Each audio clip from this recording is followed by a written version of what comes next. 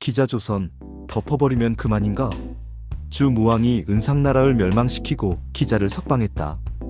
기자는 무왕을 못마땅하게 여겨 조선으로 달아났다. 무왕이 기자를 조선왕에 봉했다. 현도와 낙랑은 본래 고조선 땅으로 기자가 책봉됐던 곳이다. 기자가 그 백성들에게 예의, 반농사와 누에치기, 길쌈을 가르치고 법금 8조를 만들었다. 이로써 그 백성이 서로 도둑질하지 않고 집의 문을 닫지 않으며 부인은 지조가 굳고 신의가 있어 음란하지 않고 마시고 먹을 때 고급 그릇을 사용했다. 어질고 현명한 이가 착한 길로 인도했다.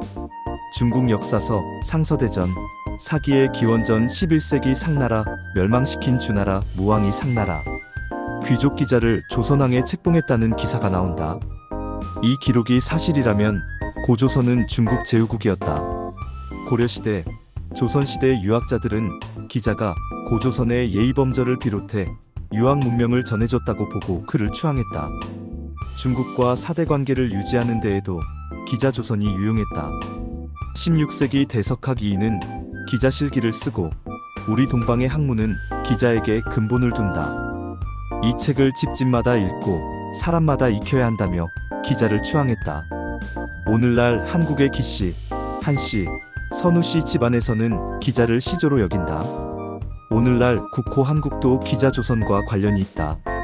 훗날 이성계 조선의 유학자들은 기원전 2세기 위만이 기자조선을 멸망시킨 이후 기자 후손 준왕이 사만으로 이동해 왕이 됐으니 역사의 정통성이 사만에 있다고 보았다. 이것이 오늘날 한국의 어원이 됐다.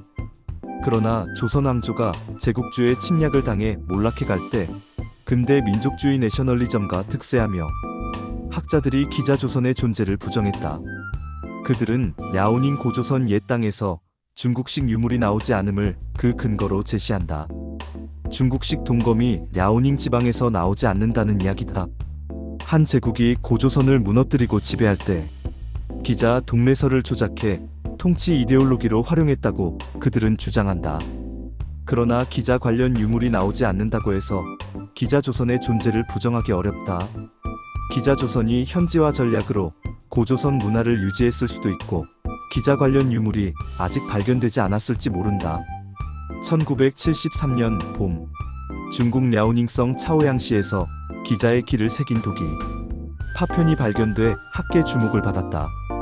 존재했든 안 했든 수백 년 동안 한국 정신사를 지배한 기자조선을 마냥 무시하기 어렵다. 기원전 3세기 지난 교책이 위만처럼 기자도 기원전 11세기 상주 교책이 중국에서 고조선으로 이동해 온 선진 유의민이며 국가 체제에 영향을 끼쳤다고 가정할 수 있다. 그렇다면 교과서가 기자조선을 어떻게 서술해야 할까? 기자조선을 고조선 편에 서술하기 부담스러우면 조선시대 문화사편에 서술하면 무난하다. 기억의 역사로서 기자조선이 한국 정신사에서 갖는 의미가 적지 않다. 신의 존재를 증명하지 못했다고 해서 중세 기독교사를 부정할 수 없는 것과 같다.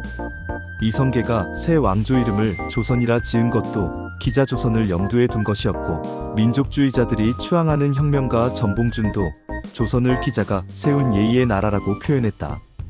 기자조선 논쟁을 보며 20세기 식민지 콤플렉스를 상고사에 소급 적용해 현재 내 발목을 잡는 역설, 민족주의 사관이 자학 사관으로 둔갑하는 역설을 본다.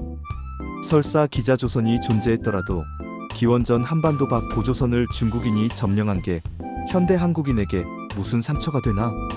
독일, 프랑스, 영국이 고대 로마 제국 영토였다고 상처를 받아야 하나? 이젠 식민지 트라우마에서 벗어나 당당하게 역사를 바라보자.